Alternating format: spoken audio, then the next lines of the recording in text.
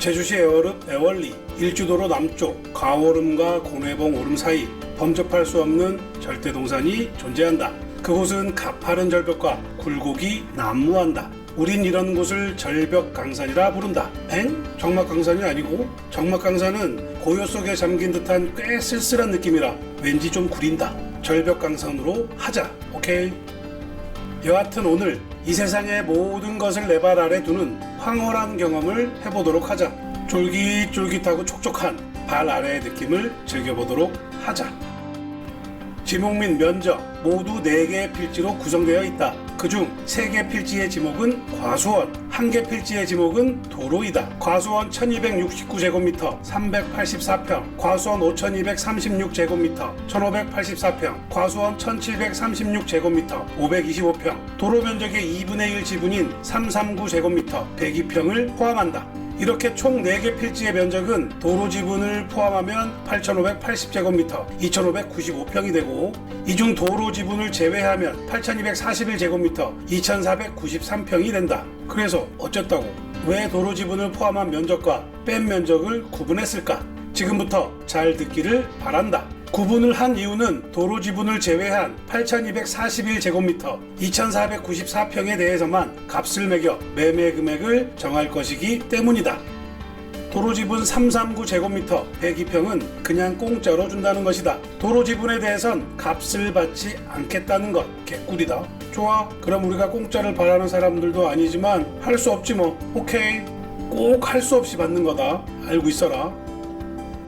가격 정보, 매매가를 알아보자. 매매가는 20억원, 평당 80만 2,300원 꼴이다. 누군가는 헉억이라 말을 할 것이고, 누군가는 껌값이네 라고 말을 할 수도 있다. 사실 나도 껌값이네 라고 말하고 싶지만 요즘 내 처지가 그게 아니다. 그저 부럽다.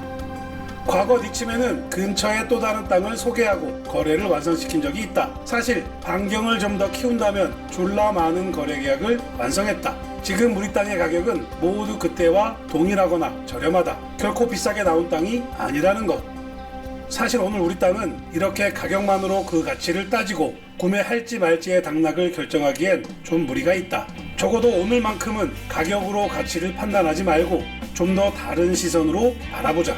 나의 구매선상에 오르지 않았다고 내밀지 말고 가상으로라도 미리 체험을 해보자. 우리에게도 20억이 껌값처럼 느껴질 날이 있을 것이다. 용도 지역 및 지구 그리고 구역. 용도 지역은 계획관리지역이다. 건폐율 40%, 용적률 80%, 4층 이하까지 건축이 가능하다. 위치는 절대동산의 치명적인 풍경을 지녔다고 하니 완전 좋았고, 면적 또한 방대하고 웅장해서 좋았다. 거기에 또 계획관리지역까지. 일단 구매욕이 살짝 땡기기 시작했다. 다른 법령 등에 따른 지역지구 그리고 구역. 경관보존지구는 2가지 등급에 겹쳐있다. 3등급과 4등급. 우리 땅에 지어봤자 단독주택, 그리고 높아봐야 3층. 공동주택 지을 일 없으니 패스하고 넘어간다. 그래도 궁금하다면 영상을 끝까지 봐라. 자세히 설명을 할 것이다. 생태계 보존지구와 지하수 자원 보존은 모두 최상의 등급이라 아무런 문제가 없고, 우리 땅은 건축계획 심의 대상 구역이란다. 허가 전에 먼저 심의를 받아라. 접한 도로, 지적공구상 우리 땅과 접한 도로의 폭은 6m 너비, 이미 말한 대로 사도이며 사도 면적의 2분의 1을 소유하고 있다. 물론 이건 공짜. 사업을 위해 사업 부지로 활용할 큰 땅을 찾던 사람들에겐 도로의 너비는 제일 민감한 부분일 수 있다. 고로 전체적인 진입도로의 폭은 매우 중요하다. 그렇다면 우리 땅은 큰 도로에서 일률적으로 6m 너비. 그럼 됐네. 오케이. 제주도 조례법으로 정한 건축물의 용도에 따른 세부적인 도로 기준에 대해 좀 더 구체적으로 자세히 알고 싶다면 영상을 끝까지 봐라. 자세히 설명을 할 것이다. 니침에는 요즘 명확해졌다. 머리를 조금 사용할 수 있게 되었다. 앞부분에서 다 설명하니까 끝까지 안 가. 중간에 다 나간다니까. 그래서 머리를 조금 사용했다. 원래 본 영상에선 부동산에 대해 얘기를 잘 안 하려고 했다. 너무 딱딱하니까. 그래서 딴 얘기를 하려고 매일 머리를 쥐어짜야만 했다. 근데 초반에 다 나간다. 결국엔 안 딱딱해지려고 딴 얘기를 막 섞었는데 그것도 재미없었다는 결론. 그래서 저번 영상부터 바꿨다. 굳이 머리 안 쥐어짜도 되는 부동산에 관한 얘기만 하니까 어차피 재미없던 거 재미있고 없고를 떠나 졸라 편하다. 농지취득 자격증명의 여부. 말해, 뭐하는가? 당연히 필요하다. 농업경영으로 발급을 받아야 하니까 당연히 제주도민이어야 한다. 만일 외지인일 경우 전입신고는 필수이다. 사업부지로 살 건데 그럼 어떻게 해야 할까? 걱정하지 말고 계약금만 준비하고 와라. 당연히 가능하고 당연히 방법은 수만 가지가 존재한다. 물론 수만 가지는 뻥이다. 건축 허가를 받아야지 뭐. 누구 앞으로? 토지주 앞으로. 추천 용도. 누가 봐도 우리 땅은 사업부지다. 치명적인 풍경과 우월한 유전자를 가졌는데 그냥 놔두면 되겠는가? 주택사업부지로 최고지 뭐. 타운하우스도 좋겠고 전원주택 단지를 조성해도 될 것이며 동호인들끼리 서로 3, 4, 5 가보시기해서 땅을 구입한 다음 각자 원하는 스타일대로 주택이나 건물을 지어도 좋을 곳이다. 숙박업을 주된 목적으로 하는 사업부지로도 최상일 듯 하다. 실제로 인근엔 리조트도 있고 펜션들도 많이 있다. 당연히 펜션도 좋고 농어촌 민박이나 게스트하우스도 좋겠다. 면적이 방대하고 크니 유스 호스텔이나 콘도, 리조트와 같은 대형 숙박시설로도 추천을 해본다. 굴곡이 난무하는 곳, 가파른 절벽에서 바라보는 풍경은 가히 치명적으로 아름답고 경이롭다 할 것이다. 여기 좀 먹힐걸?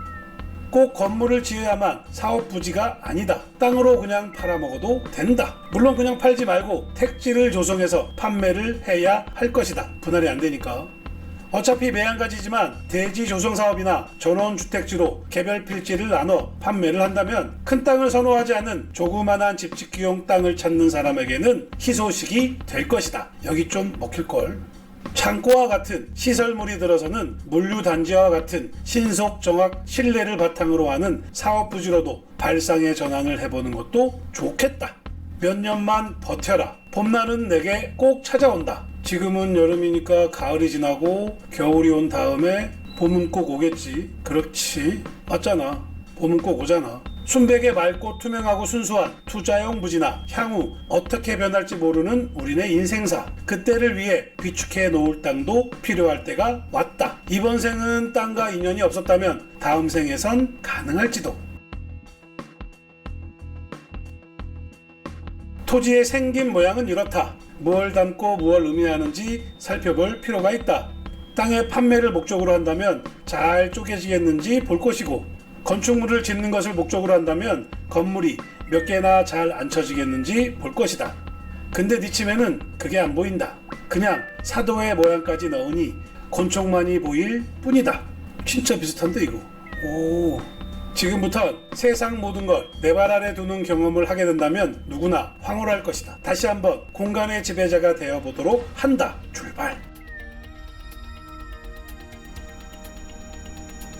세상 모든 걸 내 발 아래 두는 황홀한 경험을 해보자. 난 지금부터 순간을 지배하는 우월한 공간자. 제주시 애월읍 애월리. 땅에 뿌리를 내리고 있는 세상의 모든 것들을 내 발 아래 둔다는 것은 발가락이 짜릿짜릿해서 쫄깃해지는 특별한 순간이다.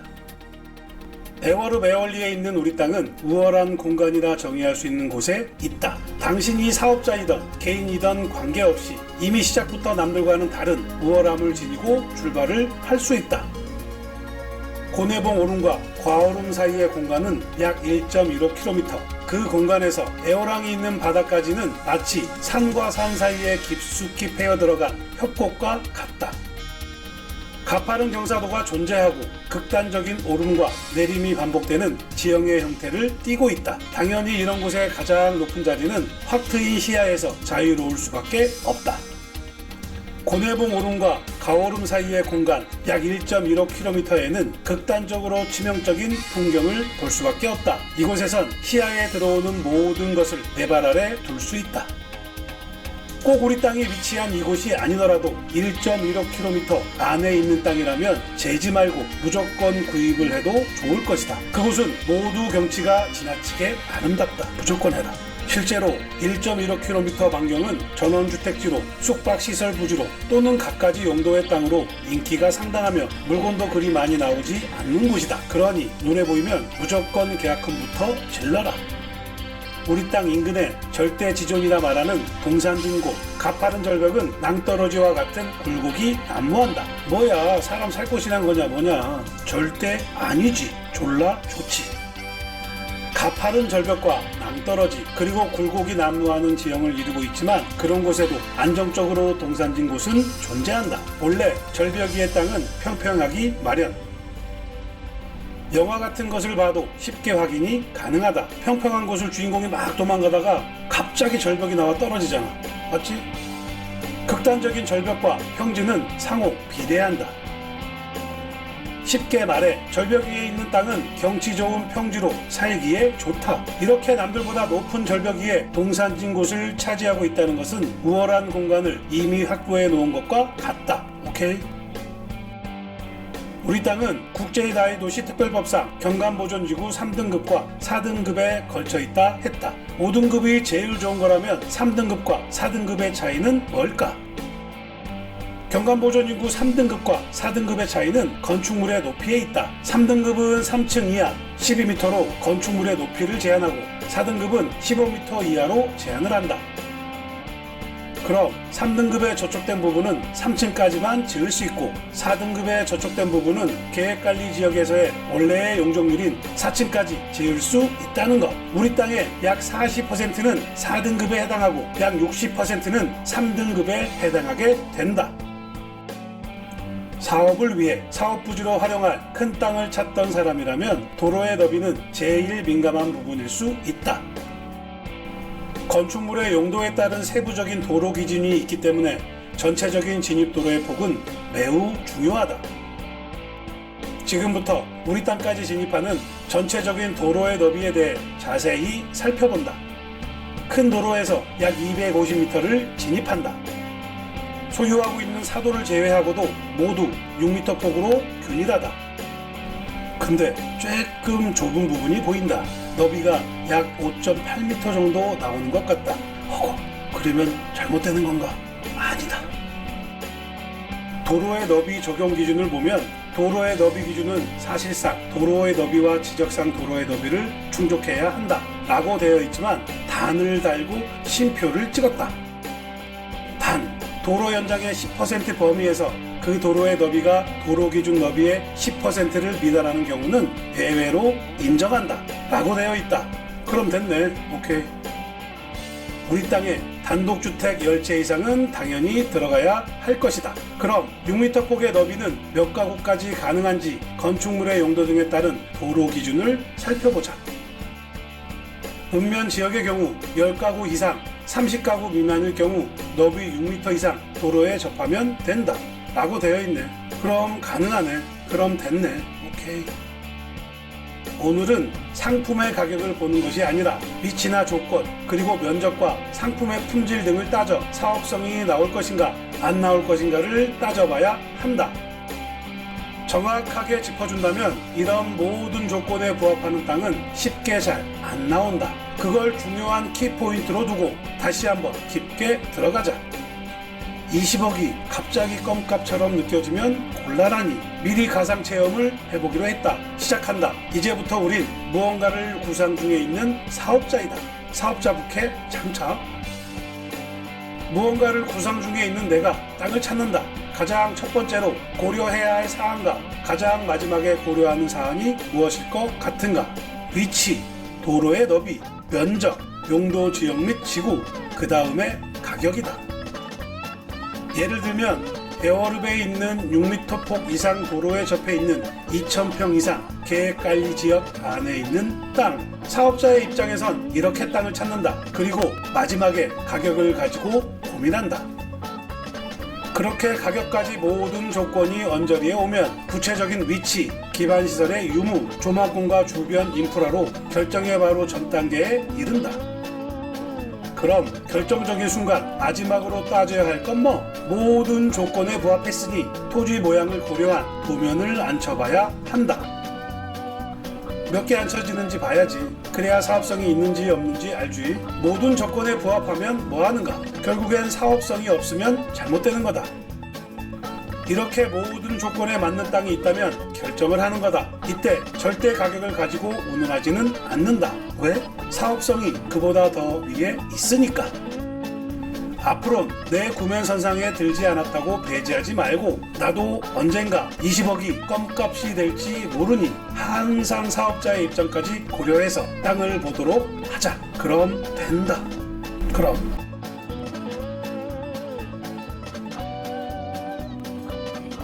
땅에 뿌리를 내리고 있는 세상의 모든 것들을 내 발 아래 둔다는 것은 발가락이 짜릿짜릿해져 쫄깃해지는 특별한 순간이다. 인간은 낮게 깔려 꺼져 있는 것보다는 남들보다 높게 솟아있는 우월한 공간에 있기를 선호한다. 어쩌면 그건 본능적인 것과도 같은 것. 생각보다는 본능적으로 몸에서 먼저 반응이 온다. 남들보다 우월하게 높은 공간을 차지한다는 것은 생각으로 굳이 표시하지 않아도 본능적으로 이미 일반적인 것과 아주 다르므로 자연스레 나뉘는 듯 하다. 공간을 지배하는 자가 현실을 지배하며 현실을 지배하는 자는 공간을 지배하게 된다. 즉 현실과 공간을 지배하는 자는 부를 지배하게 된다. 돈이 돈을 번다는 얘기지. 남들보다 우월한 공간은 기회를 제공하게 되고 현실을 지배하는 자는 기회를 이용하여 부를 얻을 수 있게 되는 것이 지금 현실에 맞아떨어지는 공간의 의미라 생각한다. 결국 우린 오랜 옛날부터 공간이 제공하는 기회를 이용해 부를 축적했고 축적한 부를 이용해 공간을 지배하는 구조의 부동산 시장을 경험하고 살아왔던 것이다. 결국엔 쳇바퀴 돌듯 우월한 공간이라는 요소는 일정한 간격을 두고 되풀이하듯 주기적으로 재등장해 순환의 반복으로 부동산을 이용해 왔던 것이다. 씁쓸한 얘기지만 결국엔 돈이 우월한 공간을 확보한다는 것이다. 근데 우린 여기서 한 번만 더 꼬아서 생각을 해보자. 달리 생각하면 우월한 공간을 확보하면 돈이 보인다는 것. 어떻게든 먼저 확보해보자. 까짓것 우리도 할 수 있다. 돈이 많이 없지만 우월한 공간부터 확보한 후에 부를 축적해보자. 상황과 여건은 되지만 경험해보지 않아 망설였던 사람, 관심이 많지만 상황과 여건이 되지 않아 망설였던 사람들 모두 남들보다 먼저 움직이면 된다. 영원이라도 끌어와서 우월한 공간을 확보하면 되지. 네가 책임질래? 맞아. 요즘 금리가 너무 높지. 예전엔 금리가 싸서 좋았는데 죽으라 하네 정말. 씁쓸하다. 큰 땅을 사는 사람들은 모두 부자라는 생각은 틀린 말이다. 큰 땅을 사는 사람들은 현금이 많이 없더라. 모두 금융기관 돈이지. 훌륭한 사업자는 자기 자본을 많이 투자하지 않는다. 훌륭한 금융기관은 착하고 성실한 사업자를 좋아하지 않는다. 금융기관에서 착하고 성실한 사업자를 본다는 것은 모두 새빨간 거짓말. 결국 확실하고 안정적이며 훌륭한 사업성만 있다면 돈을 준다. 사업자는 인성에 문제가 있어도 상관없다. 잘 빠진 땅에 잘 앉혀진 도면, 정확하고 냉철한 수지 분석만 갖출 수 있다면 누구나 우월한 공간을 지배할 수 있다. 누구나 우월한 공간을 지배할 수 있다.